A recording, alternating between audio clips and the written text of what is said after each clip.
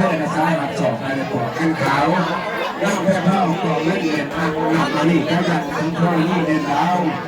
ทุกพระเทพเท่าทุกเราเทพผ้ากับเทพนาดาอันใหญ่อยู่ทุกองค์ใหญ่ให้พาน้องทุกเขาตกใจน้ำโหดและชิ้นตรวจทุกขีดเสกว่าเป็นยังไงไอ้จะมีบริวารแล้วไรพ่อพ่อจะคิดทุกข้อและสิ่งใดวิปาเดินไอ้แต่ว่าไม่ไล่วิปาสองไอ้แต่กล้วยเขาย่องวิปาสามไอ้แต่ครอบเก่ากรรมวิปาสี่ไอ้แต่ข้ามเก่ามือวิปาหายเอาละเงินมาเนี่ยวิปาทุกข์นี้เงินข้ามแก้วอย่างลงไหลวิปาเย็ดอยู่ไพรทุกเงินทุกข้ามมาไหลโอมุมักโอมักมูลมาใช่ยาทุกภาวะใช่ยามังคลังใช่ยามหามุขดูหนูสิไม่รู้เลยลุกอะไรก็ไม่รู้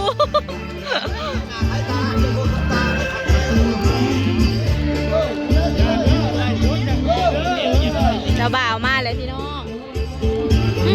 ล้างเด้อค่ะล้างโทรศัพท์ใหม่นะคะโจ๊กผมมาก่อน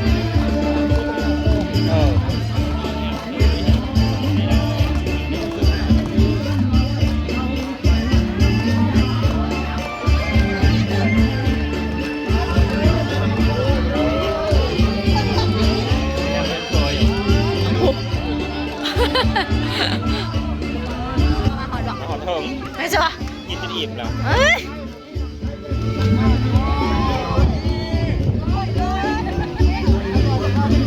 ไปบอกเลือกพักน้ำในเด้อ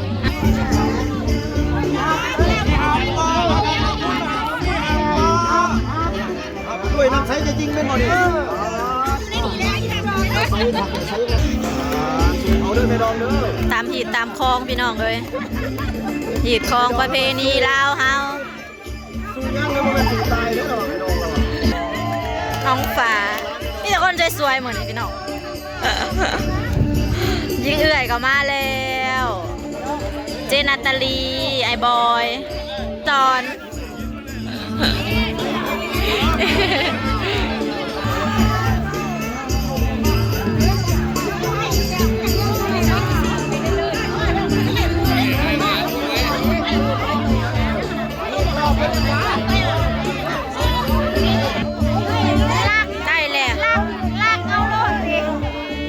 คือผมมาเดินนั่นเอาเจ้าบ่าวซะรักเจ้าบ่าวแล้วจะเก่าคือผมมาดึงคือผมมาจูงแขนเอาเจ้าบ่าวเคยโตบ่ใช่แหละ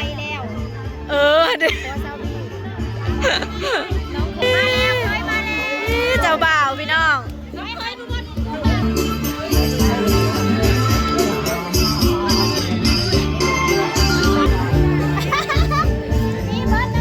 ครับผู้ปา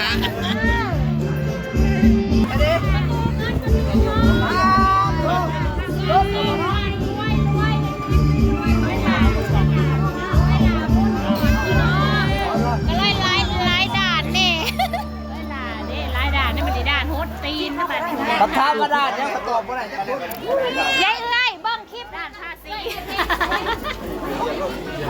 แล้วท่านจะไปจับก้นเพื่อนแม่ลูกรวมคนเพื่อนวะพ่อเจ้าบ่ลูกพ่อเจ้าบ่ลูกมาบ่มีพ่อโอ้ยจำพ่อดอกไปไซแหละพี่อยู่พี่บรรยากาศทางไปเดี๋ยวถามไปเบิ่งนะเจ้าสาวของเฮาสบายดีจ้าข้อสวย1 วัน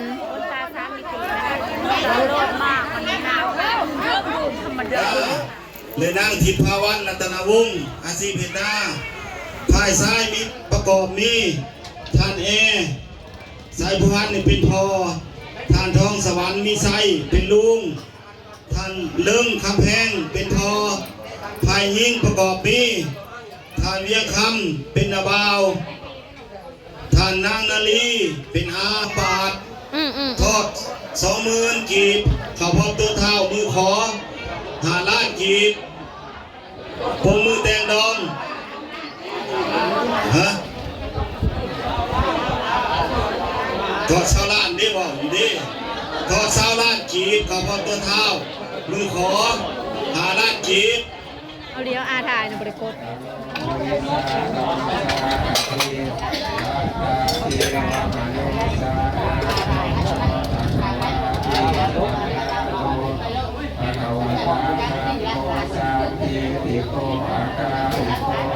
เฮ็ดหอดไปเลยลบลบ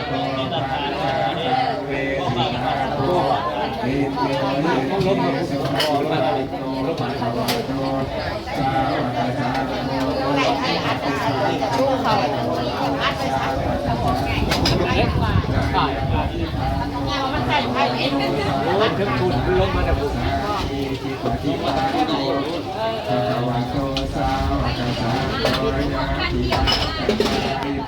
เรียกพ่อเจ้า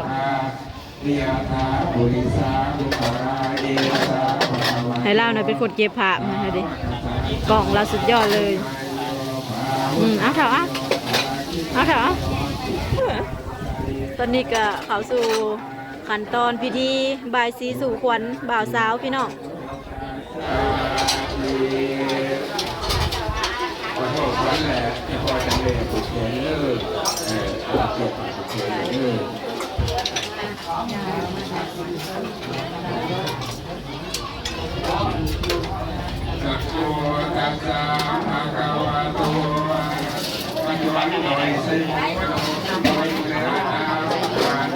ไปอยู่สะสนามาแล้วให้อยู่ดีขอให้เป็นอาภาวิวาหูอยู่ดีวิเศษเข้าสุเทพยาละการสีน้องขันชมผู้ไม่ขอให้เจ้าทั้งสองผัวเมียมีอายุยืนยาวอย่าลอยให้ได้หอยกับเขาเย่านานขอให้มียศศักดิ์บริวารไหลเส้นสำสางมาพันหัวควายให้เจ้ามีทรัพย์สินของหลายอย่าให้เจ้าใดมีสัมพันธ์ ออนซอนเด้ออนซอนกล่องเอาที่สมพันธ์ เอา สิค้าอย่าได้ขาด เอา ขอให้ผู้ว่านาเจ้าโปรด ถ้ามีคนซื้อให้ สักการไหลเรื่อยๆบุญก็เพื่อพาเกียงจำต้องเลี้ยงดูสะทำเสร็จทางอย่าได้ผินไม่หาขาดใครให้ผู้ให้สร้างหาพยานใจ16ให้กันดาสายอาบุญโดยตัวเมื่อบุญก็เพื่อใส่สมอง ฮะ ว่ามายื้อควันเอ้ย มาเด้อควันเอ้ยมาเดี๋ยวใช้อยู่ให้อยู่หน้าอยู่ป่าอยู่ดงไหลมาเต่ามาร่วมเด้อ บัดนี้ไปจะยกนั้นให้เจ้าขึ้นไปที่สูงไปจะจูงให้เจ้าขึ้นไปที่มันให้เจ้ามาดูมันปันแยมพายแยมให้เจ้ามาดูมันปันเทนไปสองพายจันใส่เจ้ามาดูมันเหมือนตะพูไก่หลวงไก่ลาให้เจ้ามาดูมันเหมือนดังชาอินเทนมาพลังยาซาไว้มานั่งดูตาไว้ผูกเอาแขนว่ามายื้อควันเอ้ย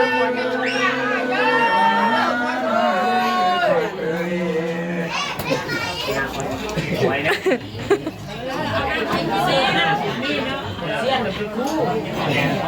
ฉันทวนมาพลังทำความไม่ทำหน้าเราหลอกมองอยู่ภาควันว่ามือนี้เวนมือดีวันนี้เรียนบ้านเฮาผู้เฒ่าเกิดเป็นสาวก็ว่าดีมือนี้วันนี้ตาท่านในเพื่อนก็ว่าดีมือนี้วันนี้นอนหลับให้เจ้าได้เอื้อนมือนอนตื่นให้เจ้าได้เอื้อนแสนก็ว่าดีมือนี้วันนี้แทนเท้าไก่แทนนักก็ว่าดีมือนี้วันนี้เขาเทียนสามนั่นคือก็ว่าดีมือนี้วันนี้สามมือให้เจ้าได้เกี่ยวหุ้นคุณ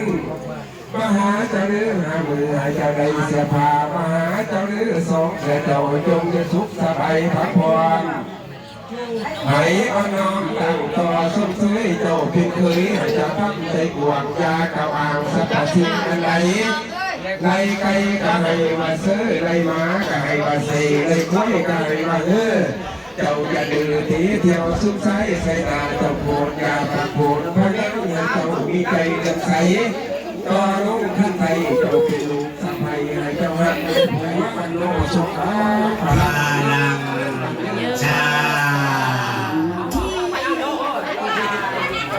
เอาผมกับพี่กินคนละครึ่งเลย